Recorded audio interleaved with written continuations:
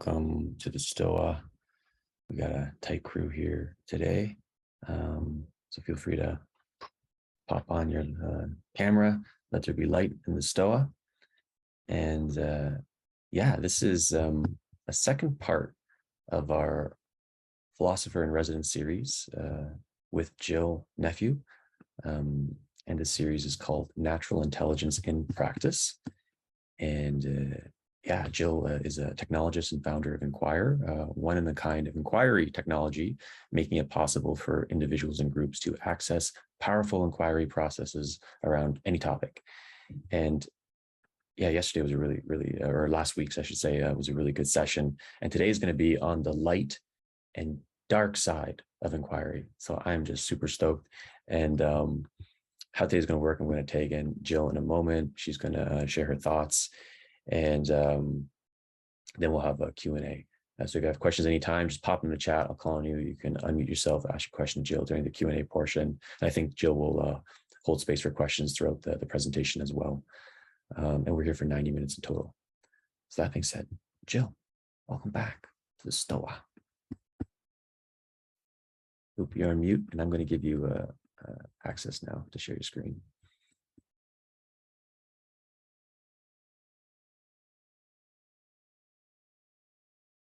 Oh, I don't know if your audio is working, Jill. Can anyone else hear Jill or? No, we can't hear you.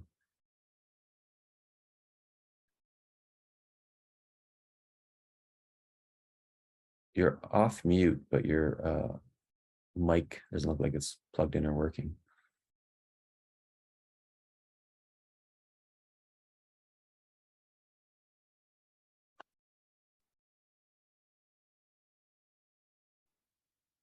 Good thing we have McLean here to be backup presenter. Can you hear me? Yeah. If I do that? Yeah. Okay. So we'll just have to take a hit on the sound quality. Cool. All right. Let me, sorry, a little technical this and that done here. Okay. So can everybody see my deck and not my, great. All right. Then I'm gonna, nope, it is a limitation. Okay. Unfortunately, on my Linux machine, I can't see everybody's face, so maybe I'll periodically try to shuffle through, but I will be leaning on others to maybe interject if there's questions I can't see, so I can't really see everybody at once. Okay, so as promised, here we go, week 2. And as promised, we're going at the speed of clarity. So I'm not quite doing exactly what I promised week 1 we'd be to at week 2. We're kind of doing more like what's the second part of week 1. We're doing a mix. We're going to do a lot more conceptual framework laying down, but we're going to be able to incorporate more examples. So hopefully it will be less abstract and get more and more into your bones. Again, I'm just so appreciative to have this opportunity because often when I present this material, I'm giving a container where I have to really pack it all in. And this Philosopher-in-Residence, I'm taking advantage of this opportunity to really try to go at the speed of clarity. So I really do invite interruptions. I really do love the feedback. Want to make sure people kind of get each point before we get to the next one. And hopefully most people, everybody, had a chance to see last week's presentation, but I am going to do a quick recap that may make it, you might be kind of leaping along to keep up, but hopefully that'll be sufficient to kind of follow the track. But ideally, people will be seeing the previous ones before we get to the next one. And as I want to keep building as we go through this series, like a course. Okay. So this week, today's talk, the overview, I'm just going to lay out what we're going to cover so you can kind of, won't be the first time you hear it, a little bit of a map. Start with a recap of the core concepts and principles from last week. And I'm going to extend those a little bit, ground them a little bit. Hopefully they'll get in a little deeper. And then we're going to talk about getting a little abstract about language and constraints as things to conceptualize. Get onto kind of the abstract power of inquiry. Talk about engineering with language. Talking about how language can reveal a calculus of reasoning, and what I mean by that, and how by extension that reveals a unified process framework. It's very abstract. And then we're going to start to ground this into the first principles of psychologically harmful inquiry with examples, and then leaving with kind of implications, open implications that will then further ground in the talks to come. So starting with our recap.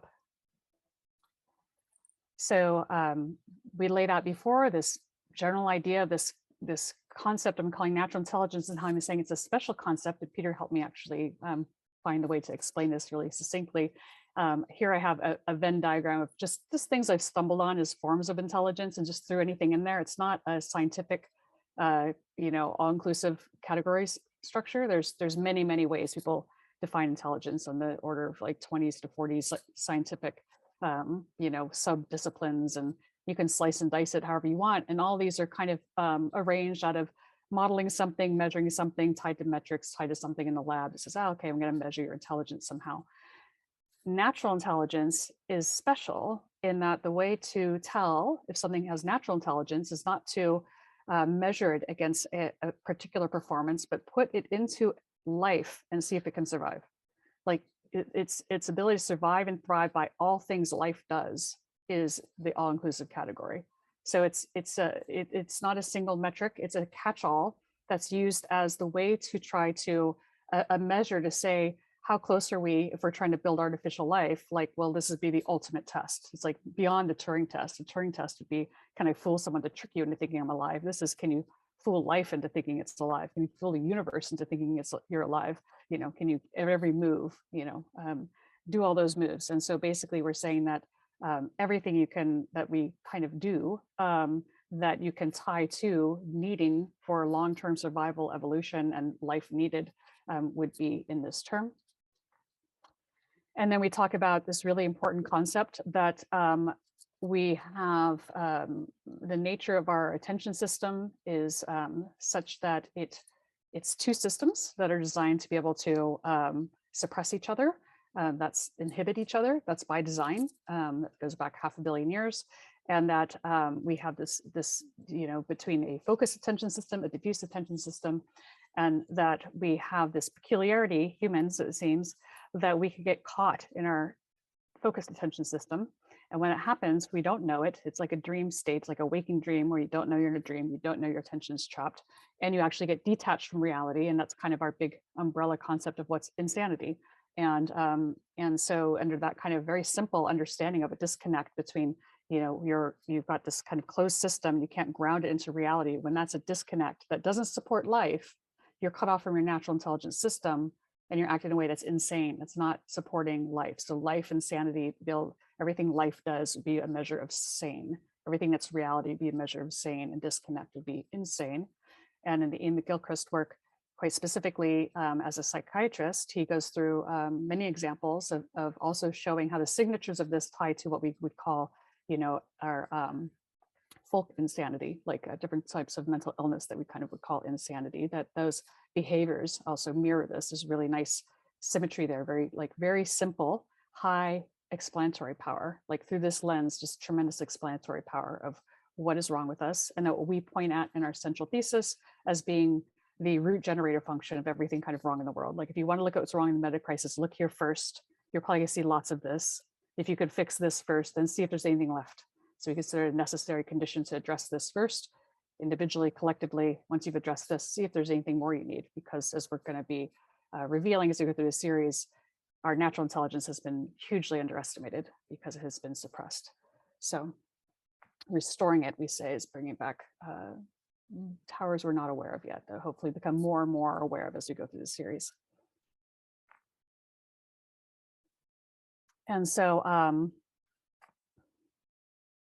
so basically we are, this is just a visual representation of that when we're disconnected, our attention is trapped, we don't have what we need to really connect with our natural environment and navigate things. And it's symbolically represented by like a fluid dynamic system, which is much more like the missing half. It's much more the kind of thinking that we have been able to get away with not exercising, how we've been allowed to be so lopsided, is that our life support right now is really about interfacing with closed systems that are, this closed system thinking, the trapped system thinking that we're calling insane is completely sane for dead systems, for technology, for machines. This is a sane way to think about purely physical systems, not living systems, systems that we will keep alive with our livingness, that only has to work with parts and causality. Things we can sum of parts of causality work with closed systems.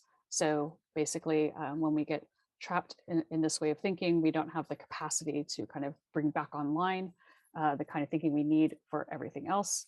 And we kind of show this that you can see it even prior to the McGilchrist work. You could look at just the nature of thinking, the nature of systems, and see that that this is the kind of thinking that closed causal system support is this kind of analytic intelligence. Like there's only one small subset, one small slice of everything we can do that supports this kind of thinking, and it's been disproportionate. So we're really like we're fighting life with one arm tied behind our back when we're constantly being reduced to this one kind of thinking. And then we talked about how these two different works, these seminal works by Judea Pearl, looking at the axiomatic part of this argument, and then the Faulkner and Turner book that goes through endless examples of what situated cognition is about and what higher level cognition is about, really points out the fact that everything else, not analytic, is higher, more complex, more difficult to encode into a system, not represented in algorithms, not clear how we do it, quite amazing. And the lower, simpler stuff is actually the analytic. Now, we have the illusion that analytic stuff's more complex because the analytic stuff builds and builds and builds, like we can create more and more complex systems with it. And things become so complicated, we get overwhelmed. We can't keep up with the complication because our mind is not designed to hold all this static information in place. So when we get overwhelmed trying to think in a way that's artificial to us, we take that as more complicated, but it's actually the reverse. If you're looking more objectively, you realize this is a much simpler way to, let's say, encode, to build an organism or a thing that can think this way is much simpler, and to even understand how something like us actually really does problem solving, really thinks. We also talked about a really important concept, which is that the nature of our mind, our biological limitation, is that memory works through association. There's no way out of this. This is how, how is it possible that we can completely forget even who we are, everything about our existence, or in a dream, a sleeping dream? Like, how can the same brain just not even know it's dreaming when the most absurd things are happening? And that's because in those states, we have no access, no association. The brain is shut down, a lot of it, through our system. But it's quite possible for us to completely assemble a whole worldview, exist, make sense of things, interact in a whole world we've constructed that is completely disconnected from a different whole other world. So we basically confine ourselves in situations where we are completely limited by not having a anchor point outside of our given frame. And this is kind of creates this our maze-like existence, we may point at, like this metaphor of living in a maze, the sense we're living in a maze, the sense of feeling fractured, the sense of parts of ourselves being exiled, the deep need we feel for integration, how we feel like fragmented. All of this kind of points at this biological quality we have, so that when we find ourselves in environments that don't share associations with other environments, we do naturally become duplicitous, fractured, we develop different cells, and any kind of closed system will do the same thing with us. A closed system of thinking doesn't allow associations by definition, and so it can trap us, trap our attention in using the associative bias into a situation where we can't get out. So if the system we're engaged in doesn't associate past to our regular life, we will get trapped. And we'll come back to this later, but this is the whole nature of how you make a cult work. You don't allow people time to themselves to think. You control their whole environment. You keep bombarding with information. It's how interrogation works when you're trying to break someone down and have them confess things, is you basically just do not allow that mind to restore other connections, and eventually you can take over a whole brain. Basically, you can infect a whole brain. And we talked about this kind of zombification that can happen, but how that's possible. We're going to go into that in more detail here in this talk. And we touched on AI, and I think that some people said, well, we got really great feedback that some people aren't particularly interested in AI. And why did I keep returning to that as a concept I thought was important? And the reason I wanted to return to it as an important concept, not only because of the existential threat of it, but also because it's this perfect extension. Like if you just built a left brain, a trapped left brain that has to operate on lower level cognition, this would be the most sophisticated instantiation you can come up with. So the AI systems we're dealing with now, these recommendation systems, these bias systems, all the problems they have, you can completely map onto the problem of a trapped attention system. You know, how we can't, it's not explainable, we can't ground it, how we get lost in it, how it comes up with these absurdities. Like if you just want to experience what a trapped left hemisphere can do, you can play with anything that's an AI system and see how it can have these glitches and not know it, and how it just can't seem to figure out the most obvious things, but how it also can seem to almost mirror perfectly obvious things, but something's off. And that quality of uncanniness, artificiality, but tremendous novelty capacity for, you know, the image generation, endless novelty it can generate, is this perfect kind of mirror of like how we think and the dangers of it, and how we can be hypnotized by it. And how we are careening towards this problem of amplifying, potentially amplifying this trapped hemisphere kind of thinking, this left hemisphere causal lower level cognition thinking, because of this massive explosion of data that basically it creates data because it can't do the data reduction moves. It keeps accumulating more and more data, more and more information, because that's how that process works. It has no mechanisms for data compression other than data loss. It cannot compress data. Only higher level cognition can do true data compression. So that has put us in a situation where people are actually feeling desperate to turn to these systems to try to address the problem they created. So that's the really important existential risk thing I think that's missing here, is that if we get underneath the generator function of all this data and restore natural intelligence, we should start to expect this data compression happening and get out of it that way. I think I just repeated myself there. Okay. And so, right. Okay, sorry. So, and then we talked about how, you know, we're living in a world today where we're bombarded. I think we all can sense that we're just bombarded with these systems, and that basically each one of them have the ability to capture our attention. And each time our attention is captured, it's set up like a parasitic processing process. All these closed systems are fueled by our living system, and they're taking energy away from our livingness. So they're kind of feeding off of us. So there's this sense that we don't have our attention fully free. We may feel like our attention's free, but it's low quality. It's underneath, we feel this kind of plum, or we feel this pull, or we feel this, that we can't quite put things down, or this busyness going on. And that is a direct result of layers of our attention being trapped and us not being able to make sense of it to get out of it.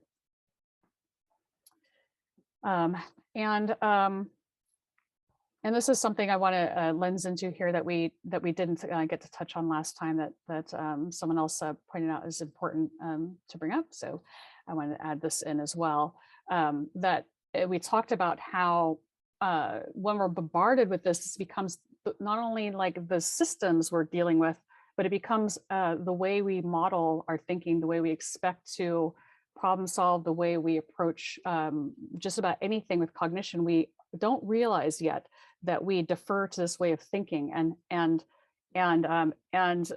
there isn't really, you know, analytic intelligence isn't quite the right term for what I want to point out. What happens when we do that? And I say, when you take analytic intelligence against a natural system, what you get is what I'm kind of air quoting as exploitative intelligence. So I'm going to go ahead and this is an optimization frame against a living system, and I'm going to give a couple examples to kind of reveal how this shows up.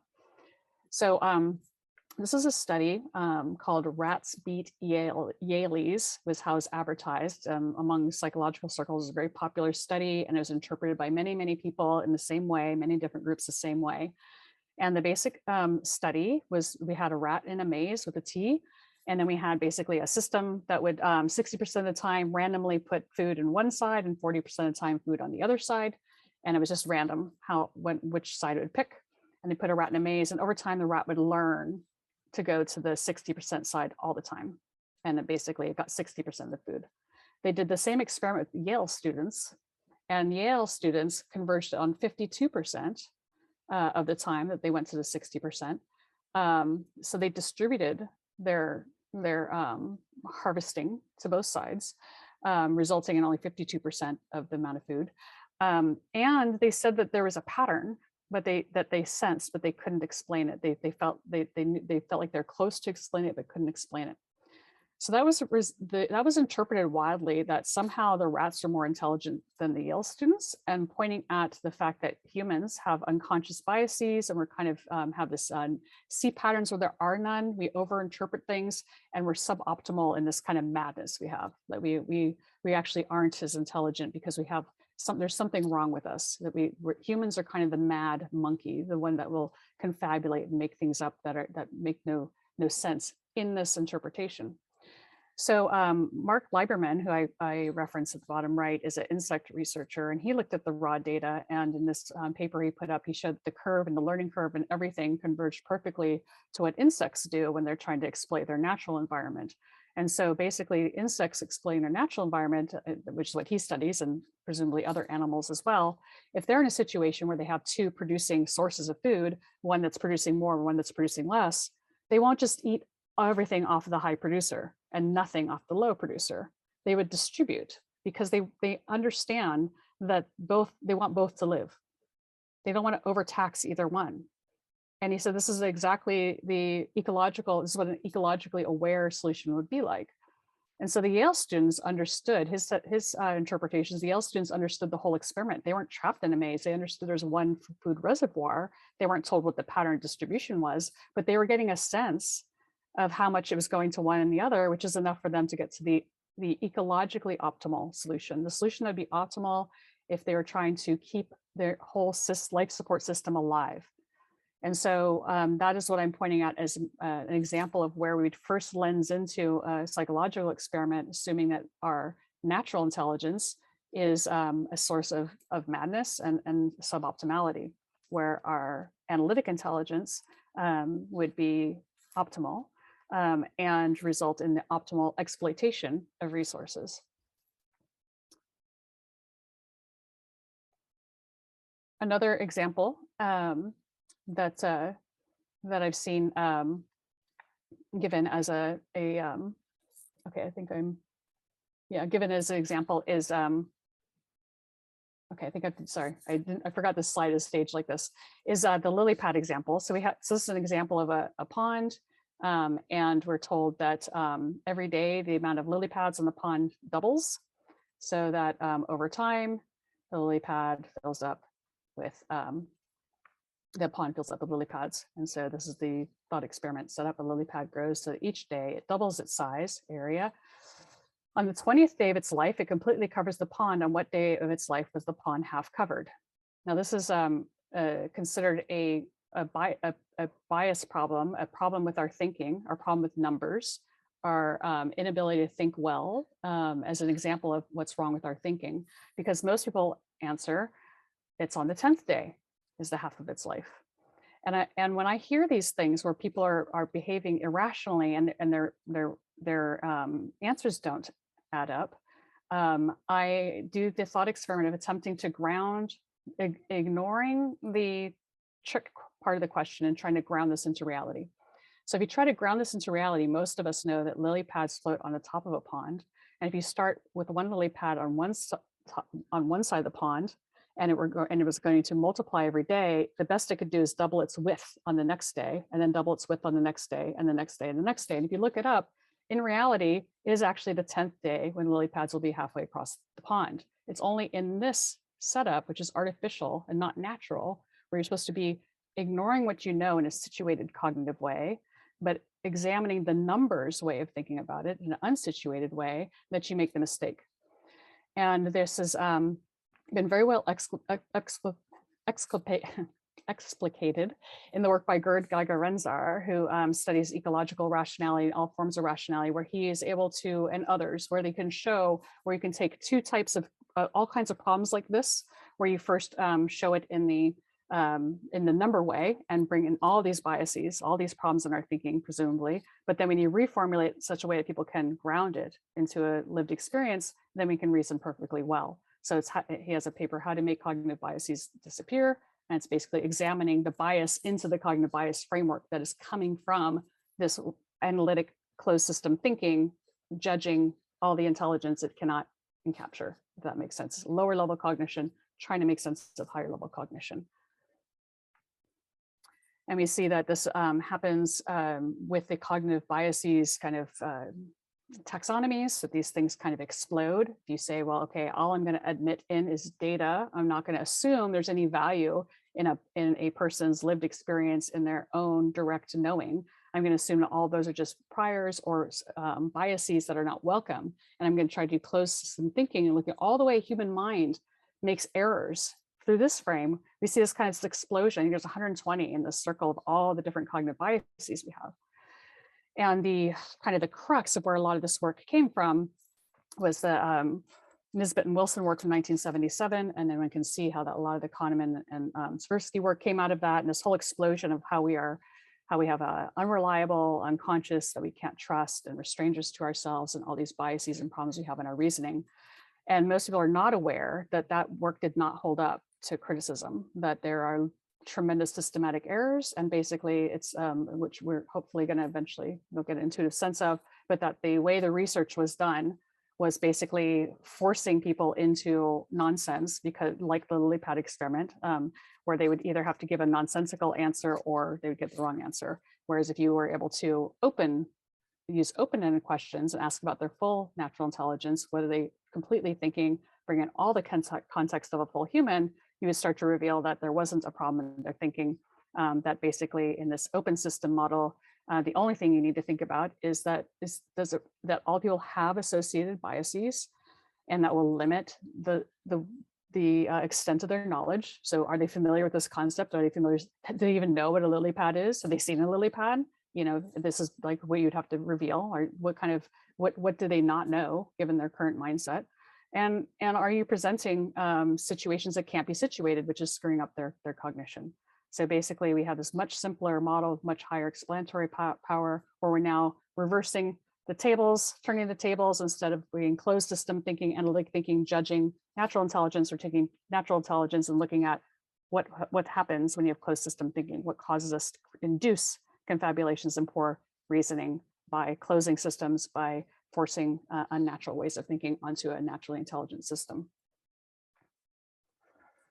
And we touched on basically how education is, lopsided towards the trapped attention system. That we on the left we have kind of the way you would want to teach with the lower level analytic intelligence, like what would be an optimal way to teach that, and how that is just so dominant in the way we learn how to learn, or we're exposed to information.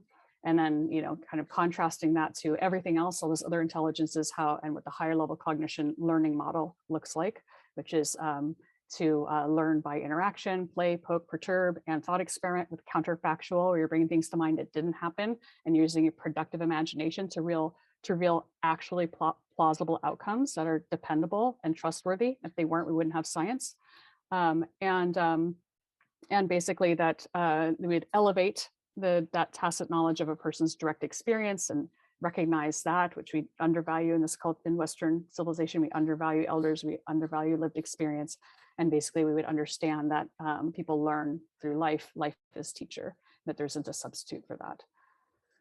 And then we move to talking about restoration mechanisms, basically that insight-based inquiry that starts with the trapped attention system, and then can basically open it up, and what that looks like can start to restore and start to break up these trappedness and dissolve things that, if they're not situated, that will become apparent when you bring it into concepts. So the absurdity of an unsituated concept will reveal itself, or if it can be situated, you'll realize that you were thinking about it in the wrong context, and you get to recontextualize it and add more depth to it, more nuance, and become more integrated. So these positive effects that can happen through with the open-ended inquiry forums to address this trapped attention system. And that this is really the only tool you have in your tool set, but it's a damn powerful one of how to deal with this crux problem of a trapped attention system. So, and then we touched on the fact that that we're going to go into a lot more, that the natural systems can get remarkably complex, incredibly complex, but that is our superpower, that we can handle it. We can handle tremendous complexity. We don't realize that because we don't actually embed ourselves in the system. Like an amazing example, I think if people are aware of this, is the Polynesian navigation. That Polynesians navigated all the islands throughout the Pacific by looking at patterns on wind waves and patterns of water wave, wind, clouds. That's all, they interpreted all that to understand how to navigate through the islands in a freaking canoe. I mean, it's amazing. That's how much, how much we can model it. And so we're going to be telling a lot of stories about that and help grounding that intuition and seeing examples and get more of a felt sense of that in the later part of the series. And we talked about briefly, like what does this form look like? That it's not a causal, it's more like a resonant. It's more like you could think of like an instrument. There's something going on there about like the fact that resonance is a really important concept, that when you have two things that share a quality, if you vibrate one, the other will vibrate. So it's like you can wake things up by kind of hitting a note. You can get the reverberation of something, that there's a way to do this with mind, to start to bring things to mind through resonance, through adjacency, through other ways to kind of start to bring things in that weren't already there. And that an open form is trying to do that. It's not trying to bring in concepts in a closed way. It's trying to start to move and reconnect and find, almost like send out like the echolocate, send out and feel back what's going on that resonates with the nature of the form, and everything that moves the way the thing you're looking, that way of looking is what you get back. And lastly, I kind of pointed out in the abstract this data compression move that we can do, that that no one knows how to capture in algorithms, that people do not know how to build in the systems. This is our magic. This is how we think outside the box. This is how we do this, don't drown in our own complexity. And speaking to that, kind of like taking that a step further for this talk, that there's this, that's actually named as a thing called the paradox of memory interference in memory researchers, which is that unlike an AI system, our brains, when we expose ourselves to more and more and more scenarios and more and more and more information, somehow we have a way of getting faster and faster and faster, and our brains don't come out our ears. We don't explode our brain. It doesn't, we don't just all of a sudden, like the amount of data compression we're able to do. How does that work? How is it that we get faster and faster with more information when computers get slower and slower with more information? That's considered a paradox. And I'm going to answer that paradox, which is that we're saying what has become apparent is that, well, if you wanted to answer that riddle, what is it that you get more and more of? Everything becomes simpler and simpler. It's constraints. The more if you start with infinitely many possibilities and you start to say, well, okay, I only, consider possibilities within a 5-mile radius. I'm only considered things on Tuesday. I only want to do it with my friend. You start bringing constraints, and all of a sudden your possibility space shrinks. And so what you're trying to do when you simplify a problem is you're trying to find the constraints that simplify your envelope of plausibility such that it's so narrow and so precise that the way forward is so constrained that we get to see that amazing precision that's required to in an instant adapt, the body mechanics in a split second in a gymnastic move, or see exactly how to land a 747 on water safely. That is a very precise envelope of plausibility that an expert brings in to reassemble, do thought experiments, and find the only plausible way forward.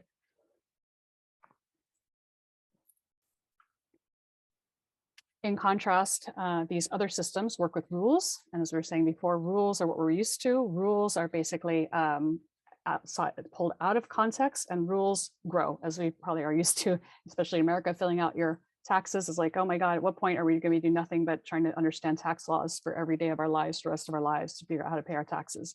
These rule systems are growing. We're drowning under, our systems are drowning under it.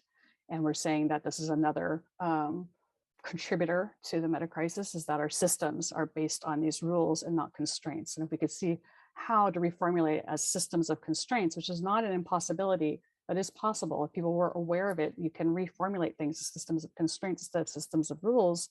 We should be able to see the same kind of data compression, the same kind of reduction in complexity, but that would require, really an active doing and an understanding of that principle and a lensing into that.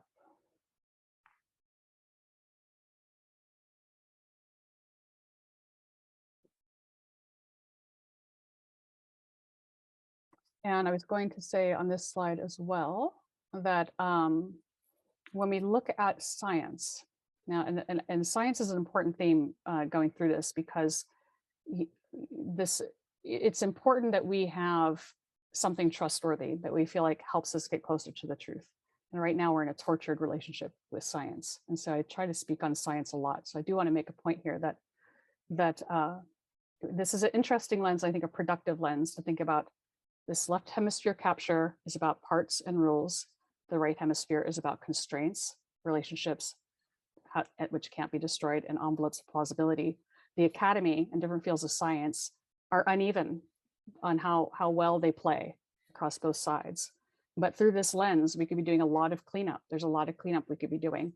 And we are starting to see, I think, that intuitive sense, that intuitive cleanup that's coming out of a lot of the postmodern move of how, I see the hands raised, I'll finish this one point and then pause, how the weird bias in psychological research, the Western educated, yada, yada, person that does the normal psychological experiment doesn't consider a context outside of that. So it tends to overgeneralize. And then it also assumes the social context doesn't matter. And so it tends to overgeneralize some things, and then it tends to be missing a whole bunch of other things by continually creating these rules-based systems instead of trying to really ask what are all the constraints. And so we'd say that natural intelligence in science is about staying transparent about the context and not generalizing past it. So some examples of where this is done very well would be basic physics, where, if you do a classical physics education, you start to see that modeled where it's imagine a spherical cow. Math can do this too, but physics really has to do it. Where you make it clear you're imagining a spherical cow because you have to justify yourself. Say we cannot say anything about this cow unless we assume it's spherical and not in a field in outer space. So you get these boundary conditions explicated very clearly and named as part of the process, and it's a process you're familiar with of like, where is this valid? What are the constraints? What are the boundary conditions? What are my starting assumptions? And then what are the scales? What things can I ignore and how am I justifying that? And given all that, within that system, I get to say this. And the results of that, what I can say in the doing of it is it's feeding my intuition, where taken out of context, it becomes a law. Taken in context, it's a thought experiment to feed my intuition, to help me start to try to see something into the larger system. Outside of context, it often gets reified as a law, as pop psychology, pop science, so this is another problem too with how science is done and how it gets marketed and exploited. And then another field where we can really ground into, if we want to kind of restore our faith in science, is the thing about earth science. And I brought this up before, like the weather forecast. Everybody that figures out how to get a weather forecast right, or figure out, what the tides are going to be doing. I mean, it's, the context is so explicit with earth science that, it's like it's always given. So you're on Earth, you're the science of Earth at this location. So that's another place where people kind of keep their nose clean and things stay very situated. And then maybe examples of where that have been heavily criticized of being in outer space has been like clinical psychology and psychology as a whole, failing reproducibility crisis, doing all this p-hacking because they're in the statistical world, making up all kinds, thousands of clinical models of therapy and not figuring out how can they all be true, and everyone asking how do these all fit together, not just allowing all these different closed systems of thinking to coexist without handling the dissonance of saying they in every way they disagree, that should reveal a greater understanding that they're not doing that work. So it's really uneven when people talk about science. There's kind of the layers of how it's being communicated, and then there's the field itself, I think, needs to be brought into context. But the main point we want to make is that the magic of the science, let me pause and get to the question, then I'll come back to the science part. And I forget who it was that asked that question. Hi, Jill. First of all, I really like what you said about science as thought experiments to feed intuition, but I'll get into my question about the difference. So my question is about the difference between constraints and rules. You use the example of the gymnast and the pilot flying the plane as constraints, correct? Where they have the expert embedded like knowledge of the situation they're in, and those are the constraints, like environmental constraints. Is that what you're talking about? Yeah. Let me see if I'm gonna go into this a bunch. I need to do a couple examples. So like gravity is a constraint, that you can't really escape. You know, it's like you take it with you everywhere. So that one's you know, kind of global. So all the fundamental forces can be reformulated as constraints, and also the other way I talked about last time is that you can think of them as revealing what's impossible. That so it's impossible for mass to not have you know, not attract each other. Like all things that are massive attract each other. So it's impossible to have mass that doesn't attract each other. So constraints can kind of be also formulated that way. And the reason we talked about last time we would do that is that is actually how our reasoning works, is that we bring in the things that are constraints, bring in impossibles, how we rule out nonsense. We expose nonsense by ruling out what's impossible, things that don't add up. And we do that by bringing in these constraints to say it's not possible. Like for you to do that, for you to have committed that crime, not committed, for you to have like committed that crime, you would have had to be in two places at once. That's impossible. We know that. That's a constraint we bring in a courtroom that is like, we don't even, it's so baked in, we don't even recognize we're doing it. And so the idea is that even those really basic ones like that, you know, that there's gravity with mass and that we can't be in two places at once and one moment falls from the next, like, even though they sound really simple, they can be stacked and leveraged and things emerge from them, just like you have the four fundamental forces, the whole universe kind of that we observe emerges from that periodic table and from it, blah, blah, blah. In the same way, we can start layering these impossibilities and start, if we really had fun with it, start to see, oh, okay, now that I know that's impossible, I know this is impossible. And this is why we're saying it's so important for reasoning. Interesting. Yeah, So, and then a rule would just say, like, you know, when you're in this scenario, do this. right. So, Yeah. so for example, the gymnast might have some awareness of her own physical constraints of what she can't do, and she has these underlying knowledge of her constraints. So she'll be like, okay, I can't do a triple backflip on this thing. Is that an idea? Yeah. Yeah. So basically an articulated body is a really good one because like she knows like not only does she know how all our joints work, the constraints of her joints, she's got exquisite knowledge about like the impulse of her musculature, what the response is going to be and how that's going to affect like her center of gravity and how much she spins. And she's going to know how all that works. And actually the example I gave of Simone Biles is probably a lot of people know she quit when she started thinking. She engaged the rule, the left, you know, I'm interpreting that she engaged a rule system in the middle, and that part of the brain tried to make sense out of what was going on and disoriented her. She got out of flow in the middle of she lost touch with that envelope, and a different process went online. And that's what I guess they call it, the what do they call it, I forget what they call it. There's a name for it in gymnastics. It's deadly. So they really have to depend on their ability to stay in flow, you know, for their own survival. Cool.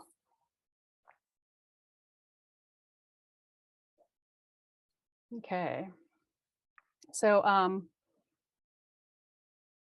now I'm going to jump a bit. See, I think I'm going to come back to the science point. I think I'm a little out of order here, but anyway, I'm going to jump to the next point, which is to say that this is where it's getting really abstract, and I'm gonna have to leave these probably for you to just go off and chew on and maybe mull over a little bit, but that language also reveals constraints. So we language those constraints. And we're gonna really unpack that a little bit later, that we are, when I'm talking, you know, when we're communicating with each other, we are shaping the space of plausibility. Our storytelling is revealing them. It's baked into language in a way that will be interesting to examine.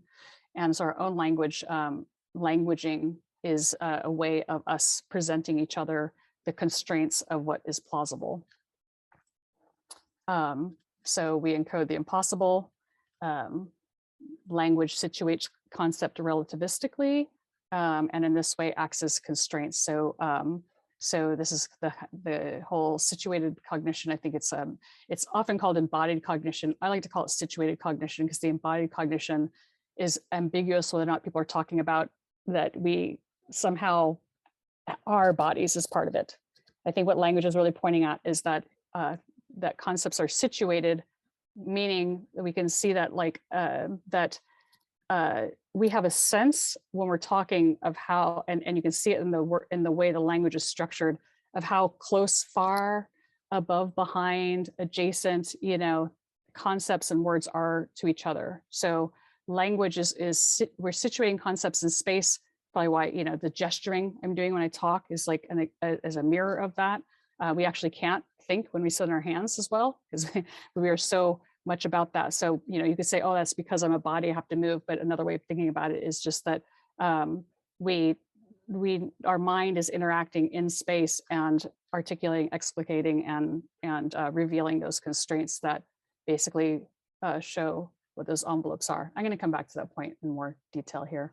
And now kind of back to the fact that I'd argue that, back to the science point I was trying to make earlier, unfortunately, that a lot of the arguments in the sciences, especially psychological sciences, like category structures, diagnostic standards, is that they aren't natural kinds. And we would argue, and this is just, you know, people can take it as a thought experiment, that if you wanted to try to make a distinction between what natural kinds are, to attempt to do the thought experiment of grounding them into constraints, not rules. So not category structures, not basically a list of criteria, anything that can be encoded, but basically look at the constraints, because the constraints can be dynamically assembled, and then basically that will tell you whether or not you're allowed in that context to do a reductive move, or whether or not you have no reductive move available. And that's the other thing that you see with physics and studying the doing of physics, is that you're looking for any way to define the system such that it can be reduced, but other sciences don't, they often cheat on that move and they just reduce it anyway. Where if you were actually to exploit everything and look at the complete context and bring in all the contextual dimensions, you would see that there isn't a way to reduce it. So, so basically we're just kind of trying to point back at the fact that the actual doing of science, this from last time and this time, is based on reason, human reason. And there's nothing actual special about scientists. They are just basically putting their mind on something, you know, have tacit knowledge and study something that is exotic that we don't usually, most of us don't have time and aren't paid to study. So they're just tacit knowledge experts, but we should understand ourselves as using the same processes, and think of ourselves as natural born scientists. Oh, okay, yeah, sorry. Okay, so that's the recap wrap up. Is there any questions on all of that before I start? I'm going to jump in next into the power of inquiry. I'm just talking about inquiry. Looks like all good. Okay, Journey.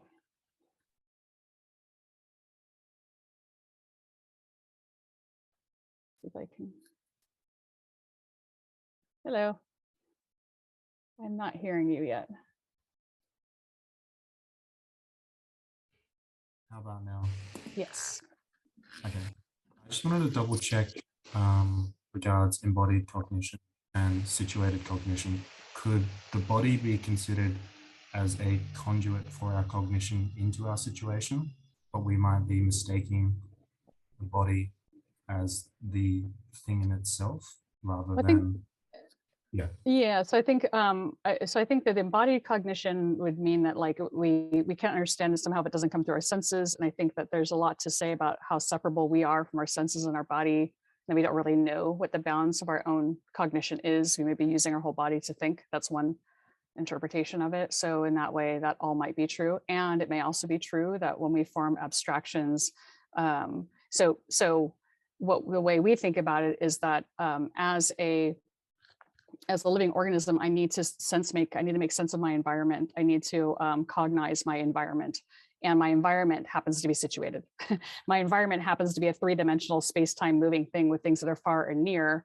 And my mind needs to be able to like do that, to make sense of all this and situate it. And so what our argument is that machinery that creates a model of reality as situated is the same machinery, no matter how abstract we get, we're getting leftovers of leveraging that power.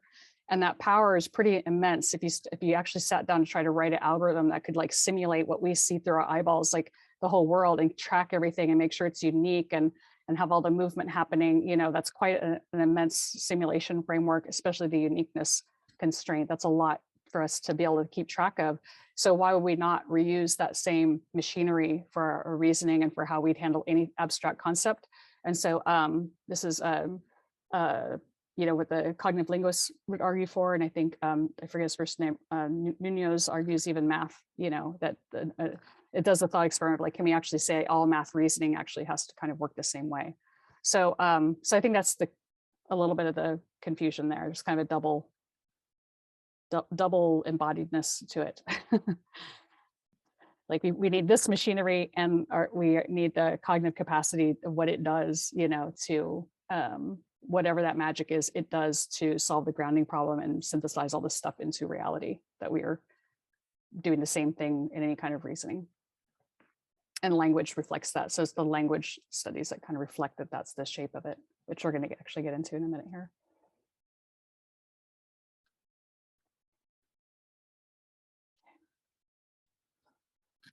Okay. So we're going to start with just the fact that we want to make a distinction here between, right now, there's not a strong distinction, and there should be a strong distinction between all the language we use to kind of push information into a mind, and an inquiry, which is a different languaging. So we're going to kind of, for now, we're going to make a separation. A lot of people don't make let's think of it like two different language systems. So like if you were dealing with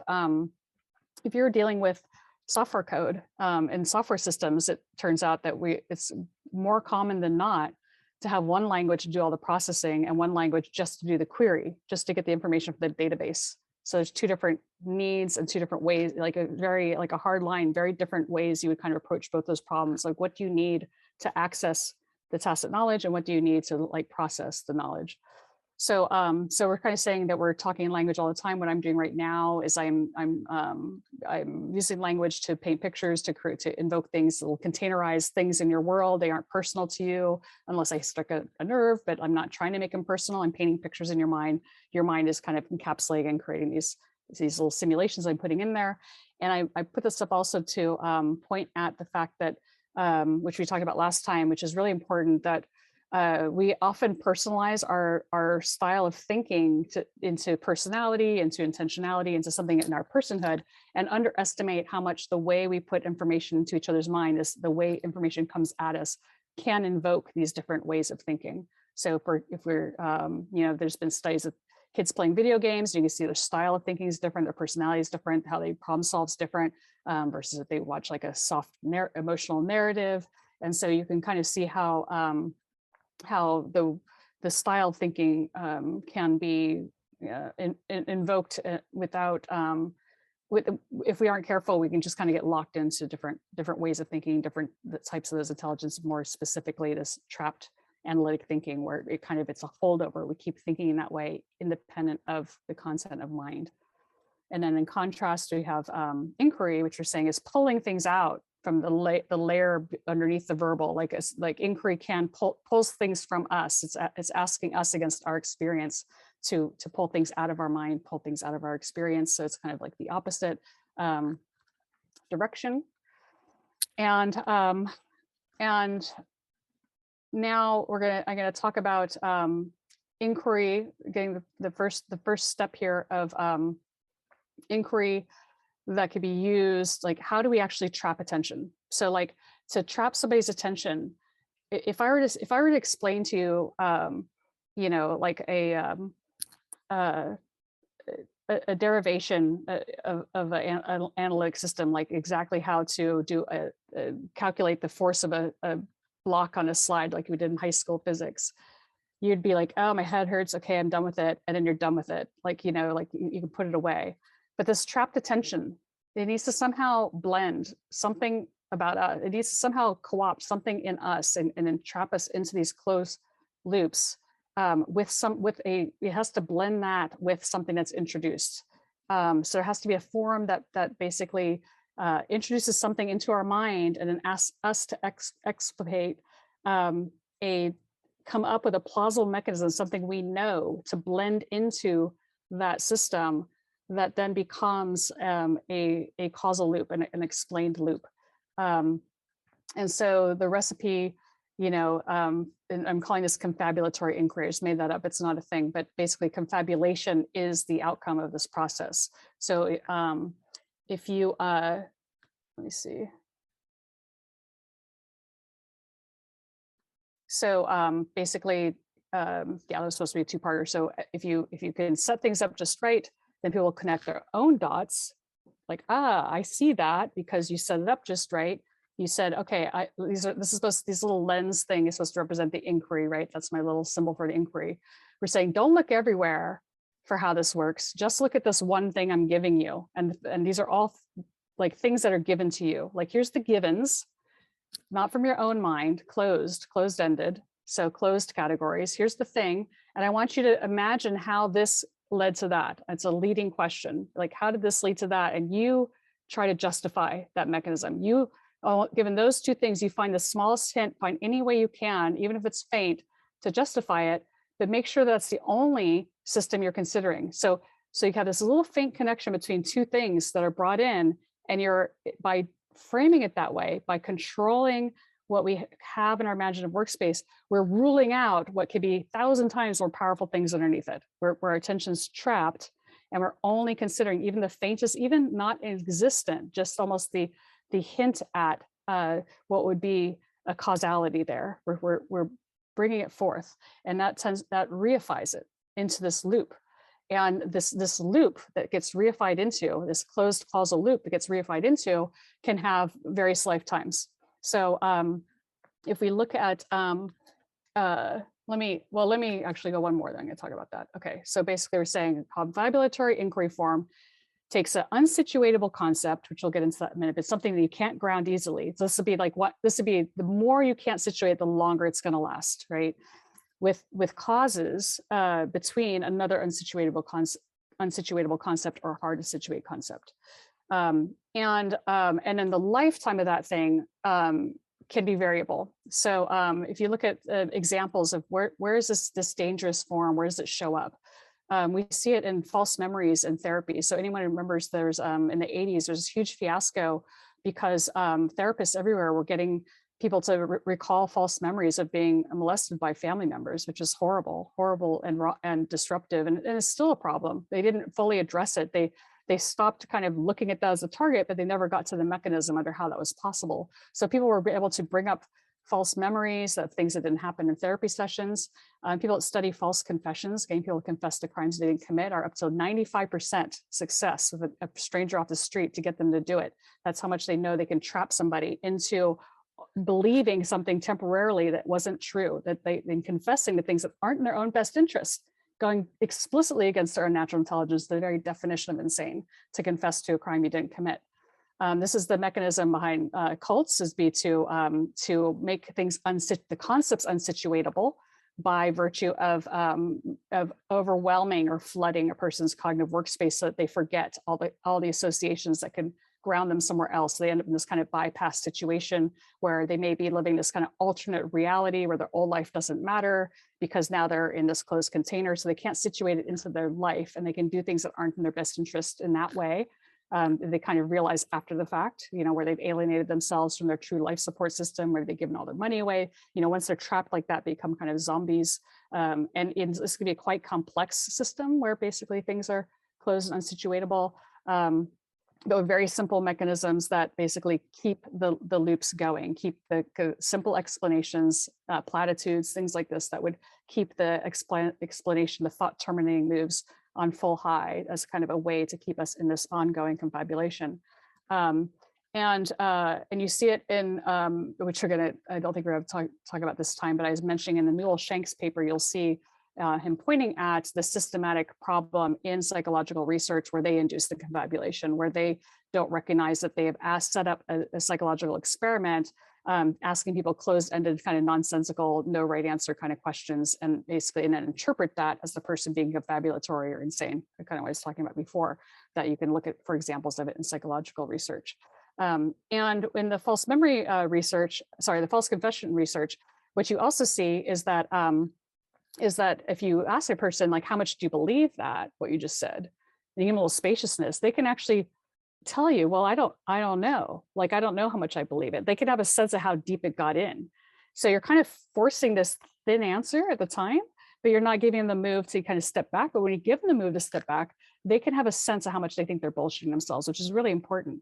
So the move's available. We have a sense of the confabulation if we're allowed to make the move.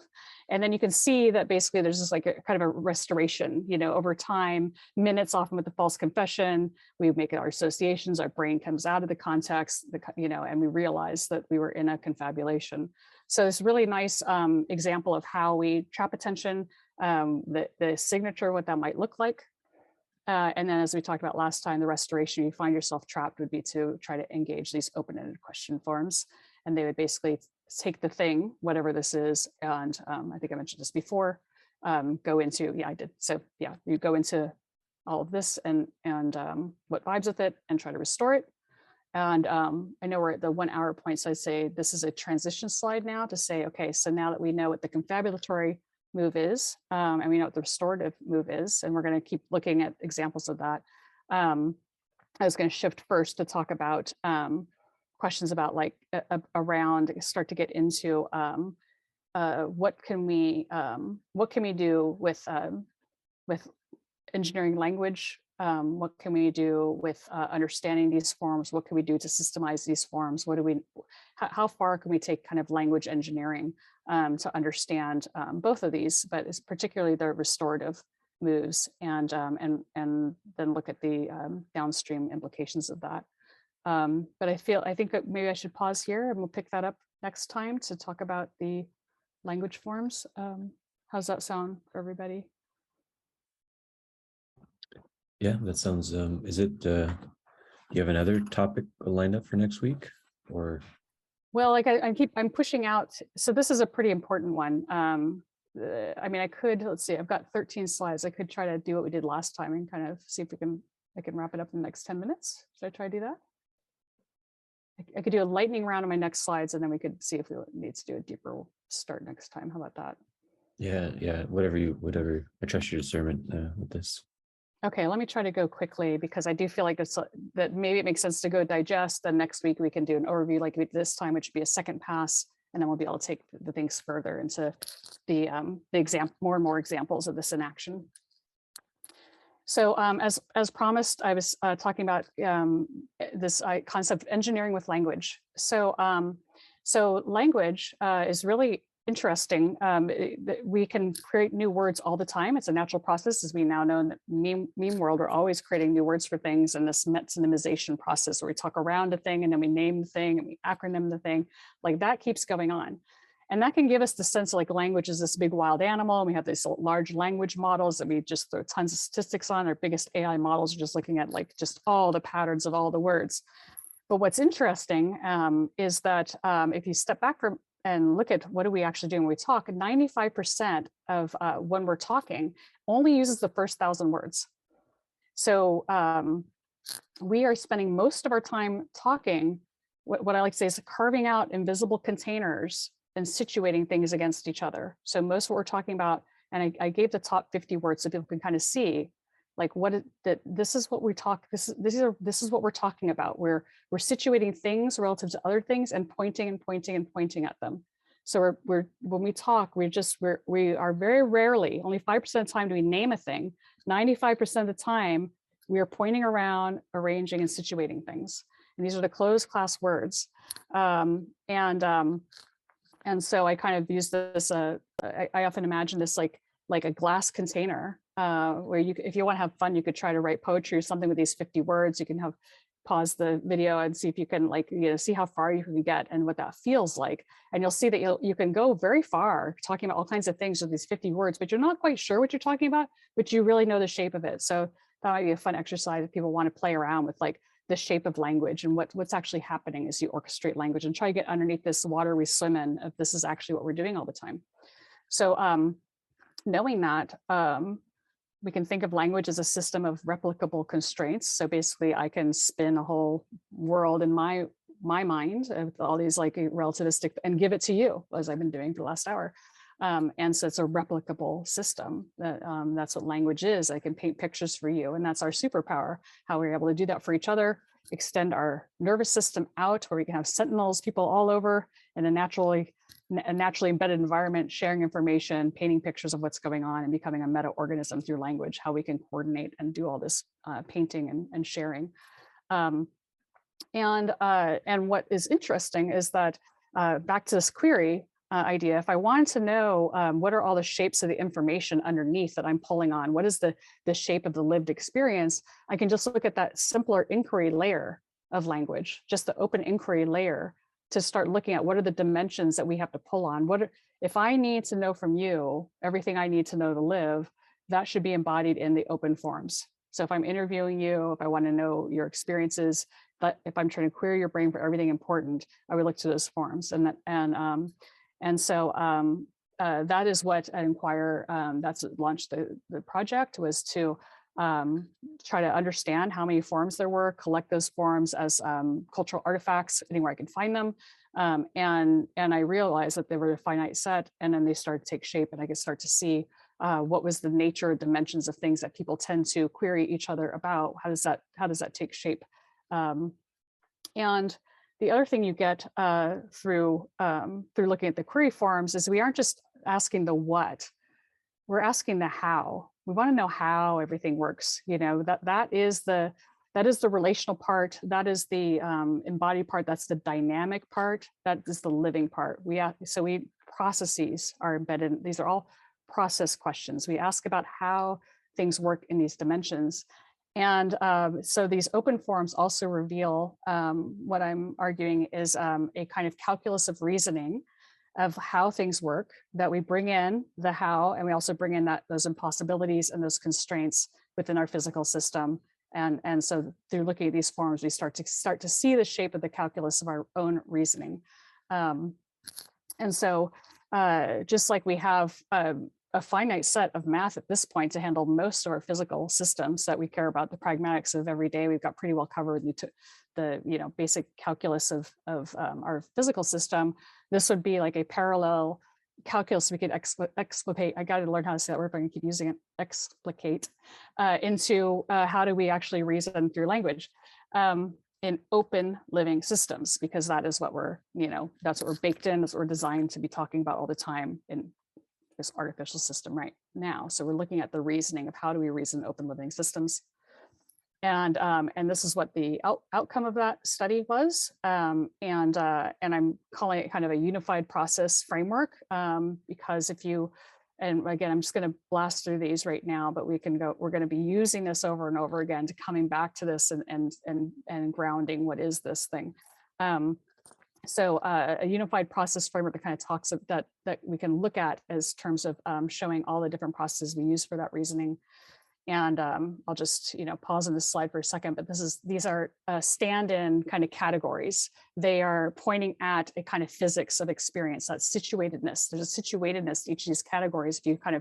If you take a moment and sense into them, you realize, oh, they are all very unique. One can't substitute each other. They are really important things to keep separate and to look through and to consider.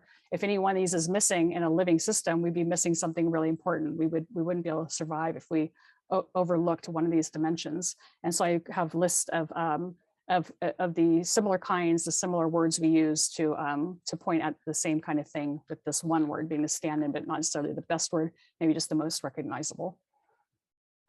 And if we look at kind of what boiled out of the question study, the kind of things, what I didn't make it clear, each of those lines is a process that connects somehow those two categories. That's what came out of this language story. What a language study of the question forms is what we're doing all the time is we're talking about the relatedness of these different dimensions. That's the how.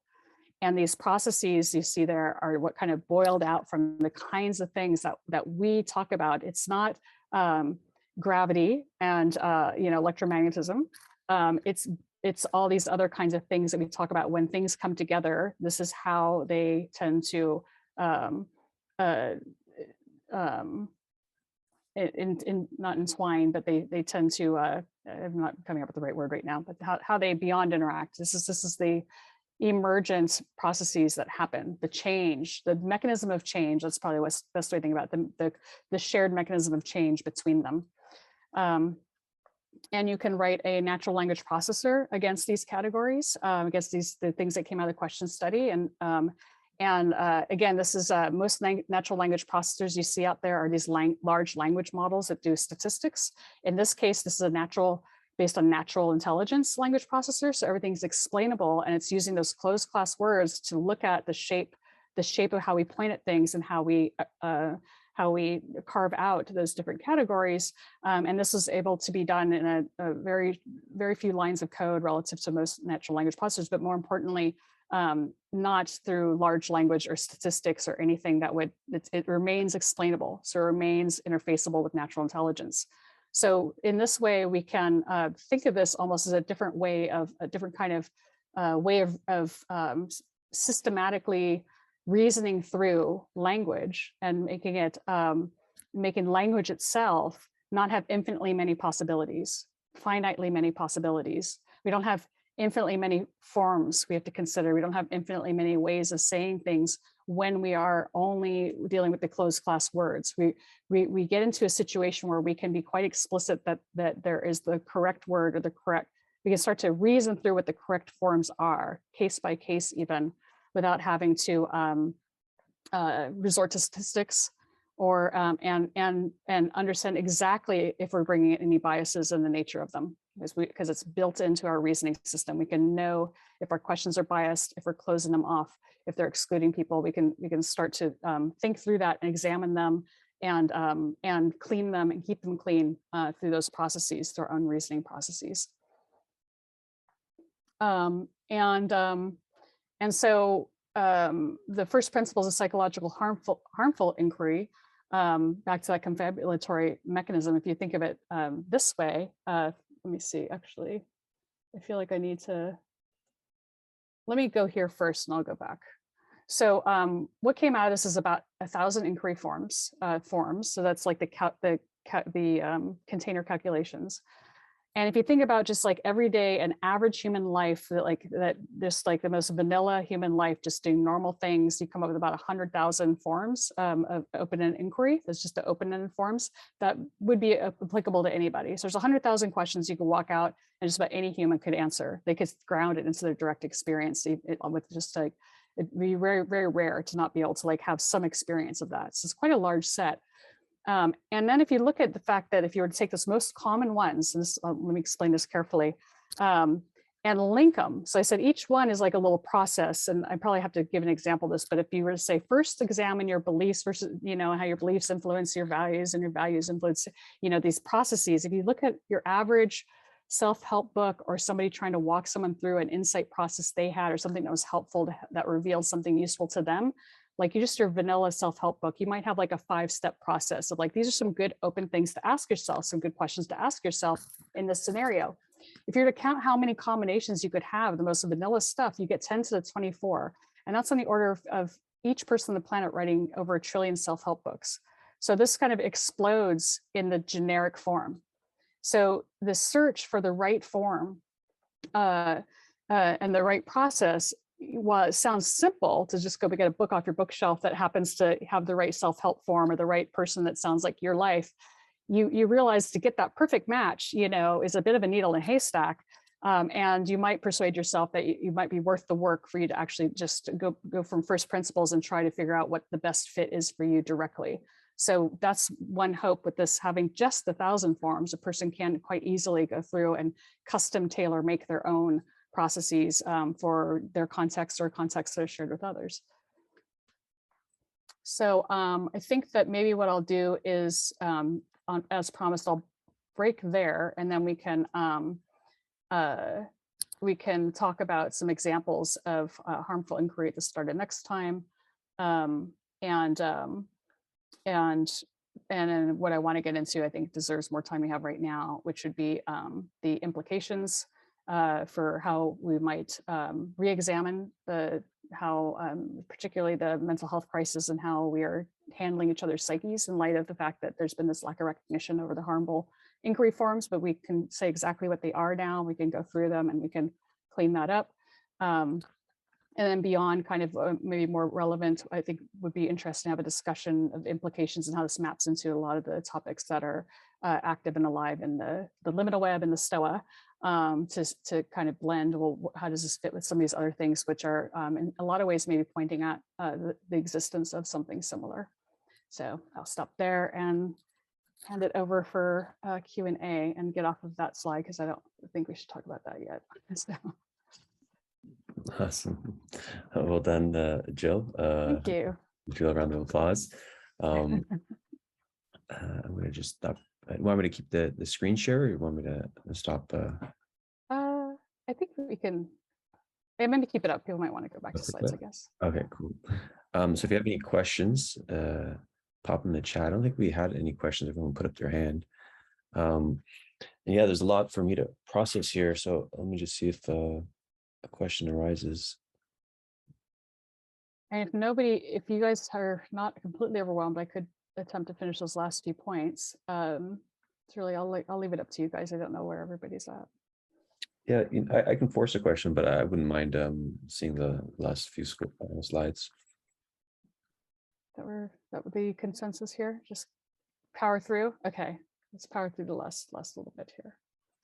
So, okay, so we're talking about these kind of first principles of psychological harmful inquiry. So basically what we're trying to do is we're trying to avoid any situation where we're artificially imposing categories that that aren't relevant or groundable. And we're trying to we're trying not to presume the mechanisms, right? And we kind of pointed out there's on the order of like 1,000 here. We're not trying to presume, the particular even open-ended categories, because the idea here is that in life, the important category and mechanisms in that category, if you omit it, you may be missing, the true way out. You may be trapped. You may pick things that, you may surrender when you had possibilities. So I think that that's one point that's a little subtle and hard to get, that that how is it possible that you could bring in constraints and get more possibilities? And again, this because in the when you bring in these additional dimensions, they're all mutable. So the closed system thinking, the categoric thinking that is static, that's trapped attentions to the systems we interact with, they're authoritarian, they're immutable, they're beyond us, they don't budge. When we ground into our direct experience in these 12 categories, all of these change, all of these can be changed. We can change and do change all of them. We change our behaviors, our beliefs, our identity, we change our values, we can change anything here. This is a change model, and this is a process model of change. So when we understand how our life works, we're looking for opportunities for change. So we bring in what feel like constraints first that says, well, why do you do this behavior? Oh, and this behavior, I'm not going to get anywhere. We'll change it. But if it's a closed model, like you are that behavior, your genetics are telling you that behavior, that's not mutable, a closed system, then you have to look somewhere else. So in this grounding process, you are not only taking a closed system to get in touch with reality, but in this process model, you are revealing opportunities for change, things that can change, and you can understand what changes through deeper grounding. You might have to go to the next level. Well, in order to change that, I have to change this or change this. And you're almost looking when you're trying to find an envelope of plausibility for your life, when you're really backed in the corner or you're really desperate and life's not working for you, that's what you're doing. You're doing thought experiments to test, where's that envelope of plausibility that I have the energy and I have the possibility for change into. And if you're missing one of these dimensions, you're missing a possibility. So that would be a source of harm, is that people would be missing possibilities for their lives. And instead they would be maybe surrendering control or giving up or feeling hopeless or feeling, they can't get out of a state where they don't feel like there's a way forward, which would just be a classic low life outlook, which, or stay trapped in their thinking, of course, so they can't get out of that trapped thinking and start to spiral down. So any presumptive frame can do that.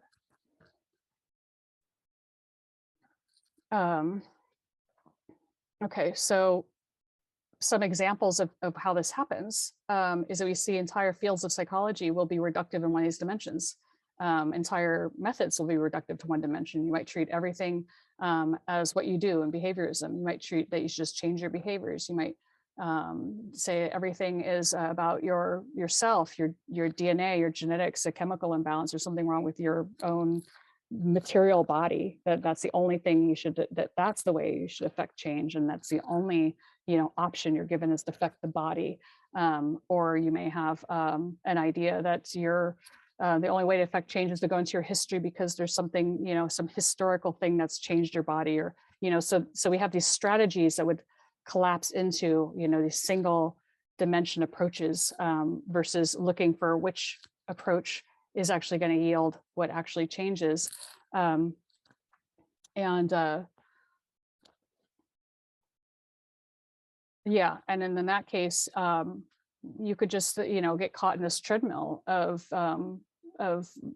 barking up the wrong tree and wasting tremendous energy, feeling as though you're trying to make progress and you're making no progress because there's a lot of things that we talked about in a different talk where progress will feel like catharsis, or progress might feel like distancing, but then that core problem, the material conditions of your life are just going to fill back in, and you're just going to almost be discharging and then recharging these problems because you're not actually finding a way out in your material conditions. And so so now knowing that that's a problem, that we don't want to be doing that when we're trying to help people. We don't want to trap them into like one way of looking, one way of thinking, and that the questions we use can do that trapping. We can start to ask, like, what are the limitations of real-time inquiry? Like taking a human being in traditional talk therapy, what are they up against to try to not do this?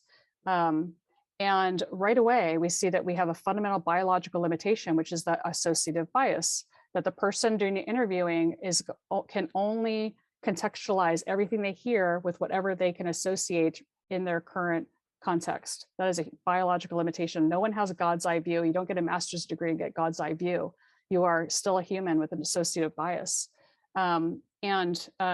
You can attempt to be non-judgmental, whatever that means, or neutral. Like, of course, people work really hard to try to invoke love and care and support, and that's not to poo-poo that at all. Like, that's a noble, beautiful act that people try to show up for other people like that. But that doesn't help the associative bias. It's just a fundamental problem. So you've got that you're up against, and you could say, well, okay, I'm going to try to battle out of it. So what are the moves to battle out of it? First, you can say, well, okay, I'm going to really just try to get another person's world. I want to understand everything about their world, so I'm not bringing my world, I'm completely taking their whole world. And there's just a time limit with that. Like under the current, this has been talked about a lot, the current crunch right now with the mental health crisis, 10, 15 minutes is often what people have to really try to conversationally understand another person's context. And that's not enough to understand a whole life and a whole context, to tease these pieces apart and not go in a wrong direction.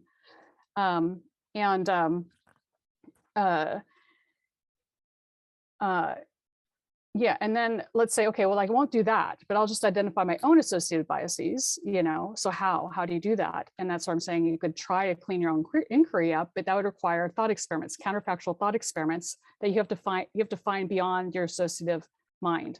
And so you have to do a lot of these naturally intelligent, higher cognitive moves, even to try to come up with an inquiry form that would remove your own bias. So to remove your own, and when bias, you mean like an emotional valence. Like, for instance, an obvious emotional valence most people have is to think that psychopaths can't love. But the world expert on psychopaths who studied them to death says, I've never met one that doesn't love something. They're just probably don't love you. But, like, here's the bias that, like they're going to come into the room with. And it's just like, everyone's going to just have that bias, for instance. So sometimes you'd have to go quite far to entertain something that might seem really like, well, everyone knows that. Well, if you really want to help somebody, you won't want to come in the room with that bias. Or if you want to help yourself deal with a psychopath, you don't want to come to them with that bias, because it also creates a blind spot. So basically the idea here is that you'd be having to do all these hard cognitive moves, and that's not going to happen in a conversation to try to identify what's your emotional valence you're bringing to the question, where are you influencing the question. And even if you're perfectly emotionally neutral, there's a language limitation, which is basically we serialize everything, you know. So we don't get to, if I have to pick one. So in each of these forums, when we do break down the 1,000 forums, we've identified between, let's say, 25 and 50 reasonable places there could be opportunities for change. If you articulate one of these categories, say, I just want to talk about, you know, how I've been feeling. Okay, well, we've got like 30 things we're going to look at as avenues for change. Just to pick one is to privilege it, because people are only going to have time for a couple questions, and then you're not going to be able to say no to that many offerings. I'm not going to say no to 29 offerings when the 30th offering of a question is the one that has the mechanism. So there's some natural conversational limitations there. And so this is like kind of what we're up against. So these are impossibilities we know. These are impossibilities of not introducing some level of potential harm, or something we should really think about. How can we address it?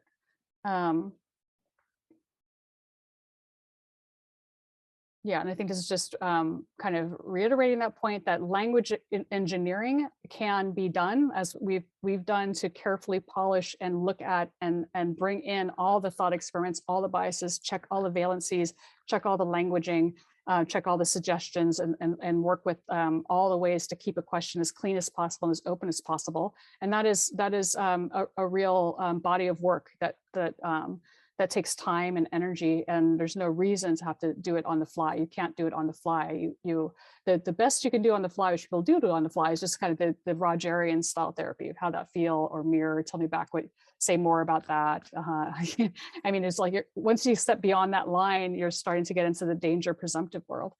And that's not really helping people test all these resonances and look for all these ideas and possibilities.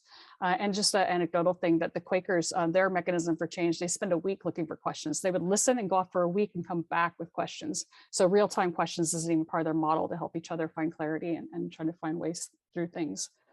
So so we kind of are arguing that the implications of this is that that these question forums, using the idea that there's closed class words, that language can be reasoned through, that we could think of it like math, that we can have like we could come to think of it like we use equations, like spreadsheets, like everything else, that this is just an asset that people would have, that are just like the ways of looking, just the ways of looking around. Anyone can have them and use them like formulas, like you would for anything.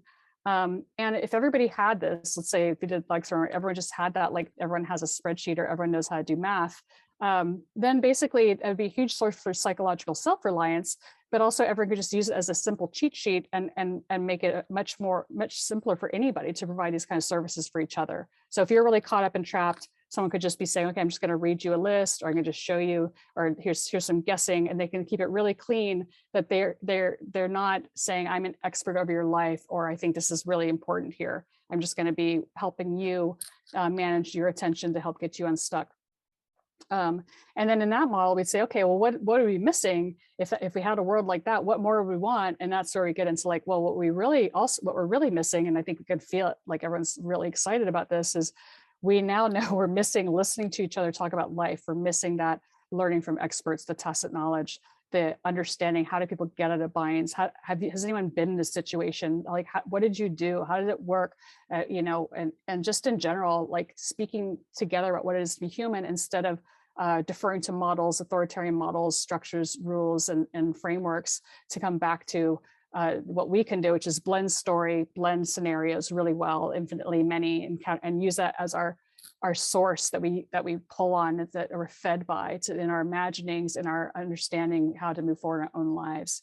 And we're saying that is what we can restore through what we're going to point out and talk about next time in the group insight-based inquiry. We're going to touch on it, show examples of what it looks like in the wild, and then along with all this other stuff, and then start to talk about what that form might look like, that avoids the confabulation and enhances what we want, and also can enhance the insight process. And now I can land on the final slide, which is that, you know, if people believe that this is, you know, what are the implications of having something like a unified process model from language? What does that leverage? And we can talk about blending that with a lot of other things that people are talking about today, and that could be a fun direction to go into eventually. That's the last point. talks about. So there's the official end of today's slides. Who did it? Awesome. I think I have one question, but Kevin, did you have a clarifying question to ask Jill? Sure. I mean, I just kind of wanted to try and sum up all of this, the last few slides, and see if I got it correct. Sure. So so you have the model of the 12 different nodes, right? Yeah. And what you're saying when you say there's a language of how the model of like how the language works, or like how people's implicit bias works, they have some type of bias, say, like, oh, like I have this value, so I behave this way, or like this event happened, so I have this belief. There's like a causal. They almost have like this network of causality or relationship between the 12 different nodes. So yeah, I think we probably need to go into this more, but this isn't necessarily a causal model. So it's but I know what you're saying. So like, yeah, I talked about like all the ways that they kind of vibe together. Let me go back to that slide and see if I can let me see if I remember where that is. I think like 1,000, 100,000. Like that's, yeah. So like, these are the kind of things we're talking about, you know, emergence, enforcing, exemplifying, facilitating, forming, you know, going against, going along, you know, just these very vague. This is this is how we language things coming together for some ways, kind of broad ways we language these things. So just give people a sense of like, you know, bringing out, catalyzing, you know, constraining, containing, contributing, you know, there's all these different things that aren't necessarily causal when you bring these categories together. And that you know, this is not all these. So that's what's embedded in all the lines, is something like that. There's like, depending on the two participating, this is kind of the nature of what they do together. So so yeah, so basically this is the idea, is that in any given moment, these dimensions, not all of them, they can come and go, but some subset of the dimensions are present, right? And that's just embedded in our direct experience. And we can replay a moment in our life and we can ask like, okay, what was my state like? who was around with me? What was going on in terms of events? You know, what was did I have any particular beliefs going on in my head? Like, who did I think I was at that moment? You know, like, did I have an identity I was taken on? Like, we can we can introspect each moment in our life and reveal these dimensions. So and it doesn't mean that these all could be empty. And that's, I think, what also is important, is that there could be nothing there. And someone asks you a question where there's nothing there, that's also an invitation to confabulate. So that's where you have to carefully kind of ask, is this category even relevant? And often, and people have this experience, people are like, yeah, that's not really a thing. Like, if someone's sure it's a thing, I'm sure this, like, no, I'm sure it's not a thing. So yeah, so if you start playing with this, if you started mapping different experiences, you'll start to see how it's a subgraph that's kind of lit up as you go through life. Right. And then the point you were saying with, instead of, if one field privileges one node too much, right, it's almost like, yeah, it's like it's emanating towards all the other ones as some type of causality thing. Right. But when you get more experience from many people, all these different people have different subgraphs. Yeah. The way they connect, so the more perspectives you take in, it's almost like your subgraph becomes much more complex, versus like a self-help book, which maybe has like 3 or 4 nodes highlighted in a certain way. Right. And this is I should probably I'm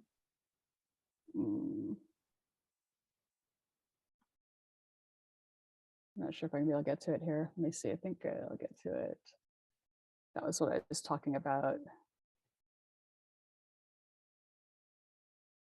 Oh, maybe it's back. Anyway, it was what I was talking about, our superpower of blending.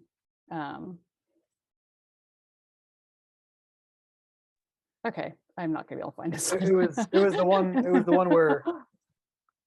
where there was, it looked like the one right before that, where there was 3 different colors. Yeah, 3 different colors, but we blend them instead of but then the blended averaging one them. had, yeah, like all 3 There it is. combined. There it is. Yeah. There it is. Yeah. So that's our magic. Yeah. We know how to pull different things from different examples very rapidly and construe them into new combinations, like landing a plane on the Hudson, having never done it before. He did a conceptual blend. There's, gymnasts have won competitions with a broken ankle. They're going to land a broken ankle. So their ankle doesn't work. And they have to think of all the minute adjustments they have to make in flight, that they're dealing with their whole bodies in a new configuration with a new pain, and they can still real time figure out how to negotiate. And that's what our natural intelligence does that computers can't do, is that kind of amazing rapid blending. Awesome, thank you. Cool. Yeah. That's good. Do you have time for 5 more minutes, Jill? Just to sneak Yeah, in. sure. Yeah. Yeah, the question I had is about different inquiry modalities that you researched. Because as I mentioned to you and McLean, we're going to have an inquiry week at the STOA, where I'm going to invite Yeah. different people who have different kind of action inquiry, self-inquiry, humble Right. inquiry, compassionate inquiry. Mhm. So I'm curious, out of all the different inquiry techniques, which ones are really bad and which ones are like, are getting there. And I'm thinking like, motivational interviewing, non-violent communication, like there's a different kind of psychotherapeutic modalities that have inquiry baked into them. I think, yeah, that's a great question. And basically with all of them, this is why we kind of would just lens into each one. And we thought about doing a series like this, like through the lens of natural intelligence, to kind of show where the breakdown happens, like where's their presumptive move. So if you look like nonviolent communication, you could look at their causal model. They have a model of how things work, that that everything's tied to needs. And so there's some languaging there. And so there's kind of two levels how to do this breakdown. One is just like, what is their model? What is their model of what cognition is? And are they missing things? And are they presumptive anywhere? So that'd be like one level I would kind of probably look at. And then where'd the model come from? How'd they source it? So did they source it empirically, or was it someone's idea, or and then the closer you get to the scenario where they sourced it is probably closer to where it works. Then often people just take it out of context and like I remember listening to Marshall Rosenberg. I really liked nonviolent communication when I first heard about it. And the stories, the closer I was to the stories he told, those scenarios, the more it was working. And the more I kind of took it out into other scenarios, the more it was like kind of breaking down. So that would be like one thing. And then that confabulatory thing, there's something that we haven't talked about yet that we're going to talk about. Well, so there's the confabulatory pressure, but a big deal, what also needs to be teased apart, is the group dynamics. So if you're doing a group dynamic thing, I consider that a completely different crosscut. So you could take a great form and a bad group dynamic and kind of force it starts to become confabulatory, because if you don't disrupt the normal power dynamics in a group, we naturally defer to the person with the most power in the group, and there's social equity exchanges and reputation risk and all kinds of things we're taking into consideration in a group form that will like not allow a productive, the right kind of disclosure. So how do you create safety? So yeah, so I think if you're asking like my favorite form, I like Rob Berbea's Ways of Looking book seems pretty right on. If I didn't know about just the framework and I had to just write a narrative, like, well, that's a nice sequence, and those are very open forms, and you can see he's doing a lot of the same kind of blending moves, so it's like that's one asset I'm aware of that feels similar in kind. But again, it's a program you're going through, so it wouldn't be able to work with. So there's two ways to do this right now with inquiry. You can get someone excited and curious about a thing, and then that's up for them, and that's kind of, they want to go explore it. Their mind wants to learn. That's that signal of curiosity, they want to learn. Then you can show them your form, and then you're cool, like in an open way. You aren't imposing like problem solving. There's already something bothering me. Oh, why don't you try this? That's where if you're went to any closed form saying, oh, I'm just looking for, a solution to something bothering me and I'm going to just try them all, I'd rather have a comprehensive thing.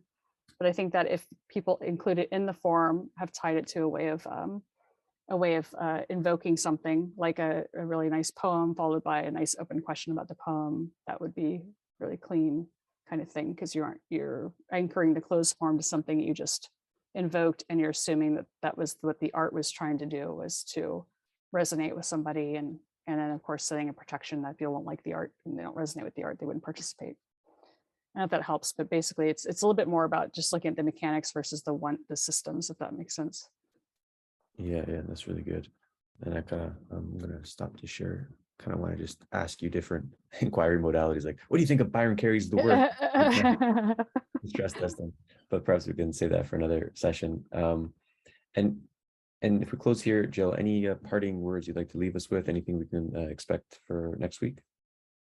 So the arc again is I really want to go at the speed of clarity, and I really appreciate all the feedback. This is really great, and I think we're getting there. So I'm going as fast as I can, obviously, to have it unfold. But what I really do hope we get to in this series, and if not later, some fun storytelling, like kind of the taste you got with like looking at the Simone Biles landing the plane, like a whole bunch of those. Like I want to do kind of like if you're learning an abstract math or physics class, you'd really ground it with like endless examples. And that's what we're kind of missing right now. It's like to really get this in our bones would be all the examples. So that's what I hope we still have time for and that we're getting to. And I think we're close. I think we can just launch next time right into like, let's look at what this looks like in action, where we can find labs, where we can find test groups that are high natural intelligence that are not operating so much in the Western mind, that we can see what are their moves, what's emerged, what can we learn as almost like future anthropologists as we're stepping into that world, you know, or at least a lot of us believe we're stepping into that world. If all these systems are crumbling, we're going to actually be living in a more fluid dynamic,